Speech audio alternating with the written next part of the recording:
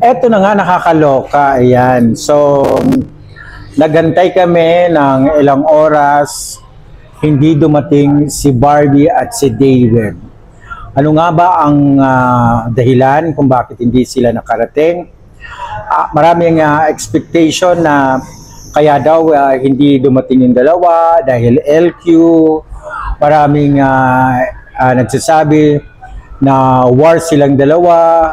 Maraming nagsasabi kanina o dun sa awards na baka nga magkaaway ang dalawa. Pero according to my reliable source, pareho yatang may trabaho or kinapos sa oras yung dalawa. So kanina ako ang nag-represent ng Herman Moreno Power Tandem of the Year para sa Barda, and unfortunately hindi sila nakarating, kaya medyo nalungkot ako dahil hindi sila dumating. But I understand kasi mga celebrity yan, ang daming appointment yan, ang daming ginagawa niyan sa buhay, ang daming mga commitments, kumbaga. Although si Barbie, sinabihan ko nung premiere night ng kanya or nung private screening, na sinabi ko sa kanya na sa 24, may award kayong dalawa ni David. She knows na tatanggap sila ng award. And hindi naman lingid siguro sa kalaman ng dalawa. At ganun din sa GMA7 na may kumbaga may tawag nito, may sila yung in charge sa career ng dalawa. And syempre hindi natin maiiwasan ang mga haka-haka ng publiko. Ano nga ba ang meron at di sila sumipot? Buwag na ba ang kanilang tandem? Ayaw na ba nila sa isa't isa? Dahil merong issue na lumabas dun sa McDonald's na parang pilit na lang daw ang tandem nila. Tapos meron pang sa parang may tinanong sila dun sa host na kung mag-o-order sila ng McDonald's, anong order nila. Si David ay sinabi value meal. Si Barbie naman ay parang a la carte lang daw, kasi parang yung lang ang dahilan ni Barbie, parang siya lang daw yung o-orderin. Kumbaga solo lang yung o-orderin. Si David naman ay value meal, marami daw para kumpleto. So di sila nagkasundo sa kanilang kasagutan, sa kanilang opinion. But this time, yun nga, hindi nga natin alam ang major na dahilan, dahil marami ang mga haka-haka na dahil hindi sila nakasipot. May dahilan syempre, kasi nga hindi sila nakarating. Pero kung nakarating sila, walang chismis. Hindi naman natin talaga may iwasan na magkaroon na naman ng chismis ngayon dahil hindi sila dumating, dahil hindi sila nakarating. May mga fans ang Barda na dumating. Andun si Mama Pickles, ayan, at dumating siya to the support. Ako nag-prepare, naganda dahil alam ko darating sila.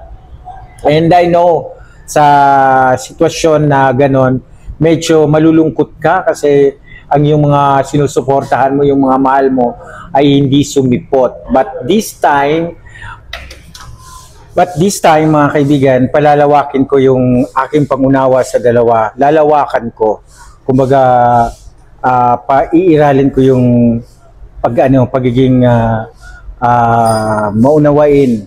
Dahil supporter tayo eh. So, bibigyan natin sila ng benefit of the doubt. Mag-i-explain naman sila. And hintayin natin yung explanation ng dalawa. Hintayin natin ang paliwanag nila. Kung ano nga ba ang dahilan, ang major problem kung bakit hindi sila nakarating sa nasabing awards. So, ako naman, pag okay lang naman, pag okay naman sa kanila yung paliwanag sa atin, tatanggapin natin at susuportahan pa rin natin sila. Kasi mga tao din sila, kailangan din nila ng pahinga, kailangan din nila ng time para sa kanilang mga sarili. Hindi yung puro sila na lang, puro sa ganyang mga bagay. Siyempre may ano din yan sa kanilang mga sarili. So isipin na lang natin, na napapagod din sila. Isipin natin na gusto rin nila magkaroon ng time for para sa kanilang sarili. At lawakan na lang natin muna at this time dahil hindi pa natin alam ang tunay na dahilan. Kung ano man ang dahilan, sila lang ang makakasagot at wala tayong wala tayong magagawa, wala tayong hindi natin dapat saklawan kasi meron silang sariling buhay. Ngayon sa mga detractors, sigurado magkakaroon na naman ng malaking issue ito sa na kesyo hindi sinipot dahil walay na, hindi sinipot dahil buwag na, hindi sinipot dahil ayaw na nila sa isa't isa. Marami na namang mga issue kuning-kuning ang maglalabasan dito sa part na to. So, pero dapat maging handa tayo kung ano man ang maging result sa bawat isa, ano man ang maging dahilan, ano man ang kanilang mga isasagot o paliwanag, tanggapin natin dahil sila yan na tao din na marunong makiramdam, may pakiramdam, may damdamin. So, basta kung mahal talaga natin si Barbie at si David, support lang natin sila. So, alam ko naman na nandiyo dyan, malawak ang pangunawa nyo, malawak ang pag-intindi nyo, malawak ang pagmamahal nyo sa dalawa. And I'm sure lahat tayo hangad natin ang kaligayahan ng dalawang yan. Hindi sila magiging masaya kung wala tayo. Hindi sila magiging masaya kung hindi natin sila susuportahan ng 100% na suporta. So, ano man ang maging desisyon ng dalawa, ano man ang gustong gawin nila para sa kanilang mga sarili, sa kanilang mga karir, sa kanilang mga karelasyon, or kung anong relasyon meron sila, whatever, umamin sila o kung ano, support pa rin tayo dahil supporter tayo, wala tayong magagawa doon. So, with that, tuloy-tuloy lang po ang pagtutok dito sa ating YouTube channel. Ano man ang mangyari, mabuwag man ang Barda o hindi, o kung tuloy-tuloy, basta tayo tuloy-tuloy dahil mag-update kay Barbie at kay David. So, standby lang at tutok lamang dito at huwag kayong kukurap, lalo tayong magiging strong tayo ngayon kasi this time dapat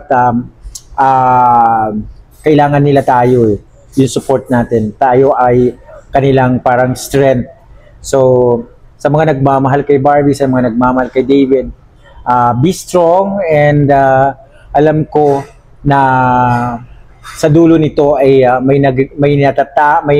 sa dulo nitong kwento na to may liwanag na naghihintay sa kanila at sa atin. So with that mga kaibigan, maraming salamat sa sumuporta, sa mga tumututok dito sa aking YouTube channel. Paki-subscribe na lamang po at tumutok palagi, laging mag-update dito sa aking YouTube channel. Thank you so much and subscribe na lang palagi, subscribe and maraming salamat sa inyong pagtutok. Thank you.